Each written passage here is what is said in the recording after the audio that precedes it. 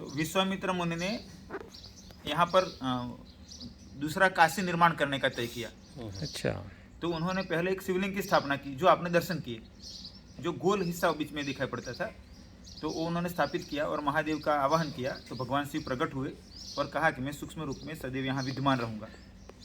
इसके बाद फिर विश्वामित्र मुनि ने सोचा कि गंगा मैया हो तभी तो पूरा होगा काशी का निर्माण। तो उन्होंने गंगा देवी को आह्वान किया, तो गंगा मैया प्रकट हुए और विश्वामित्र मुनि को कहा कि मैं यहाँ पर रंगावती नाम से प्रवाहित होगी। तो यहाँ गंगा रंगावती, हाँ, रंगावती नाम से यहाँ पर प्रवाहित हुई। अच्छा। और इसके बाद फिर जब द्वापर पूरा हुआ और कलयुग की शुरुआत हुई, तब भगवान लकुलिश जी यहाँ पर आए और वो हमें 16 लकुल जी ये साक्षात शिव है। हाँ, शिव का 28वां अवतार, जिसको शिव पुराण में शत्रुद्र संहिता में उनके बारे में पूरा विस्तार से वर्णन बताया गया। और उन्होंने यहाँ रहकर 4 निवास स्थान बनाए। और जब उनका कार्य पूरा हुआ तो भगवान ने कहा कि मेरा कार्य पूर्ण हुआ है, मैं जाऊंगा। तो चारों शिष्य और उनके शिष्य वगैरह यहाँ पर आए, मेला लग गया और सबके बीच में भगवान ने उपदेश दिया कि धर्मों का कार्य करते रहना, भक्तिमय जीवन जीना, परमार्थ के कार्य करना इत्यादि उपदेश देकर। योगा ये सभी करते हैं ना, ये कैसे आया? हाँ, तो ये योगासन देखा, ये सभी आसन का ये डिस्प्ले किया है। तो इसके बाद फिर भगवान का जो शरीर था 16, 17, 18 साल के लड़के का, वो प्रकाश के गोले में रूपांतरित हुआ और वो जमीन से ऊपर उठा और विश्वामित्र मुनि ने जो शिवलिंग स्थापित किया था उसमें समाहित हो गया। शास्त्र में कहा लयंगत, यानी एक हो गया। और उसके बाद शिवलिंग में से 16, 17 साल के लड़के का आकार निकल आया, जो भगवान लकुलिश जी विराजमान थे वैसा ही। तो वो कोई शिल्पकार नहीं बना है जो अभी आपने दर्शन किए, वो स्वयं लकुलिश जी इसमें से निकल आए। इसलिए पुराण में लिखा कायावरोहणे तीर्थे मूर्तिमान शंकर स्वयं। कायावरोहणे तीर्थे यानी कायावरोहण तीर्थ में मूर्तिमान शंकर स्वयं। कि कायावरोहण में शंकर स्वयं मूर्ति में विराजमान हुए। तो ये स्वरूप है, 1000 साल से पूजित होता चला जा रहा है। ये आश्रम में क्या क्या है? और सोमनाथ में जो सरदार वल्लभ भाई पटेल ने नया निर्माण किया मंदिर का, तभी ये शिवलिंग चाहते थे वो। तो एक सरदार भाई की वक्त कमेटी और गांव वाले बैठे और गांव वालों ने कहा हम तो निर्णय कर नहीं सकते हैं कि भगवान की क्या इच्छा है। तो एक चिट्ठी में हाँ और एक में ना लिखा गया और चिट्ठियाँ उछाली गई। तो जब चिट्ठी ली तो ना लिखा हुआ है। फिर कोई किसी ने कहा कि भाई दोबारा ट्राई किया जाए, किंतु हर बार ना आया। तो ऐसा ये श्रेष्ठ शिवलिंग है। 1913 में हमारी परंपरा शुरू हुई। पहले गुरु प्रणवानंद जी, उन्होंने वो मूल बंगाल कलकत्ता के थे और प्रणवानंद नाम से ऋषिकेश के पास जंगल में 17 साल तक किया उन्होंने। दूसरे गुरु कृपालु मुनि, जिन्होंने एक आयोर में जो आपने मंदिर देखा, पूरा कैंपस देखा, वो उन्होंने निर्माण करवाया। तो उनको विश्वामित्र मुनि ने और लकुलिश भगवान ने दर्शन दिए थे और आदेश दिया था। फिर मेरे गुरु राजर्षि मुनि को 93 में 40 मिनट तक समाधि हुआ। भगवान ने प्रकट होकर हवा में 4 फीट ऊंचे पद्मासन में भगवान थे और 40 मिनट तक समाधि किया। उन्होंने खेचरी मुद्रा की विद्या आगे सिखाई, सांभवी मुद्रा की दीक्षा दी और सनातन संस्कृति पुनर्गठन का आदेश दिया। फिर मेरे गुरु जी ने लकुलिश योग यूनिवर्सिटी बनाई, मेरे दादा ने लकुलिश विद्यालय बनाई थी, इसमें हजारों लोग योग ट्रेनिंग प्राप्त की थी। मेरे गुरु जी ने अहमदाबाद में लकुलिश योग यूनिवर्सिटी बनाई, जिसका 2013 में मोदी जी ने ओपनिंग किया था और अभी भारत में वो योग यूनिवर्सिटी पूर्ण अभ्यासक्रम चल रहा है। फिर मेरे गुरु जी की साधना में जो होता गया वो सब लिखा हुआ है।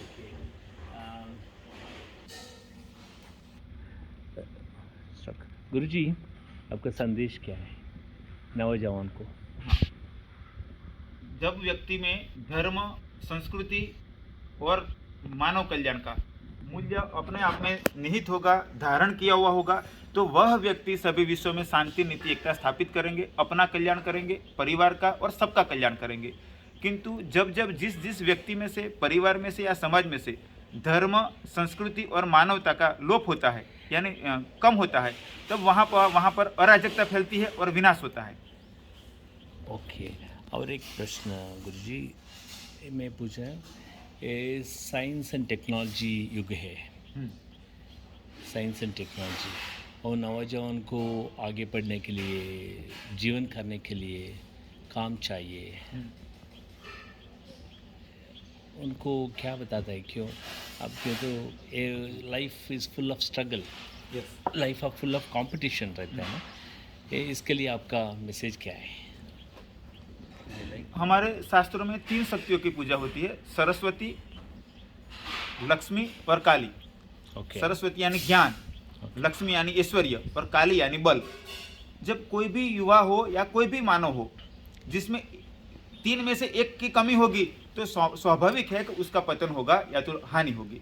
इसलिए हमें युवाओं को सिखाना होगा कि सभी को सिखाना होगा कि ज्ञान को अर्जित करते चलो, और ज्ञान दोनों प्रकार का होना चाहिए, व्यवहारिक यानी कि जीवन जीने की आवश्यकता, और धर्म विद्या। दूसरा है कि धन यदि नहीं होगा तो भी दिक्कत है, तो ज्ञान के द्वारा पवित्र लक्ष्मी को प्राप्त करो और बलवान बनो। संसार में जो लोग बलवान नहीं है वो दुष्टों के द्वारा पीड़ित होते हैं। तो हमें युवाओं को ये तीनों बातें समझानी होगी। और एक प्रश्न, आज मानव के साथ टेक्नोलॉजी है,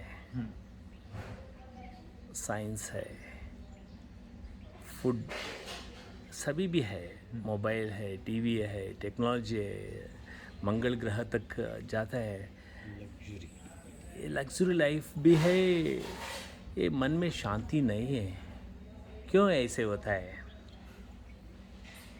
हमारे मुख्यतः तीन विज्ञान हैं, भौतिक विज्ञान, मनोविज्ञान और अध्यात्म विज्ञान।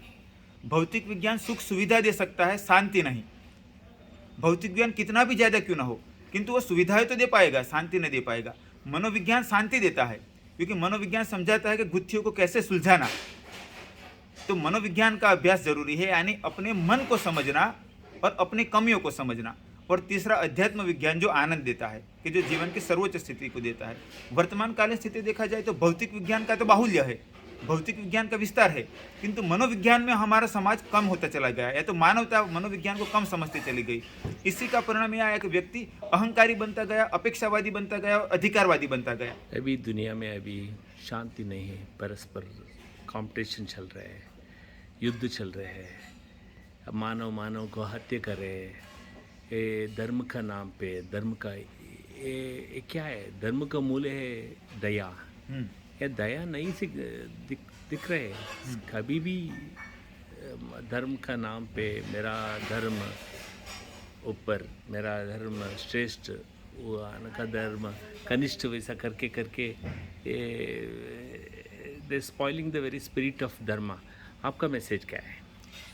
एक्चुअल में धर्म तो एक ही होता है कि जो सबका कल्याण करे, जो दूसरों का अहित करे, दूसरों को परेशान करे, पीड़ित करे, वो धर्म नहीं हो सकता है। तो वर्तमान काल में स्थिति ये बनती चली गई कि व्यक्ति या तो समाज के कुछ लोग अपने अपने माने हुए मूल्यों को धर्म का रूप देने लगे, और इसका परिणाम यह आ गया कि एक ही धर्म की जगह अनेक धर्म के रूप बनते चले गए, और वो गलत है। परिणाम ये हो गया कि अपनी मान्यताओं को श्रेष्ठ बताने के लिए झगड़े होने लगे, युद्ध होने लगे, और पतन होता चला गया। एक व्यक्ति का होता है, स्वामी जी, रिक्वायरमेंट बहुत की होती है। स्वामी जी, स्टूडेंट्स को क्या बताता है, और आज का स्टूडेंट्स को क्या बताता है, और संसार लोग हैं ना, उनको ये रिलेशनशिप, बेटों पुत्र पुत्री का, माँ बाप को रिलेशन बहुत संघर्ष हो रहे हैं आज दिन। ये क्यों ऐसे हो रहे हैं? जो मुख्य दो बातें आपने कही, एक तो विद्यार्थियों के लिए क्या संदेश है। विद्या अर्थी यानी कि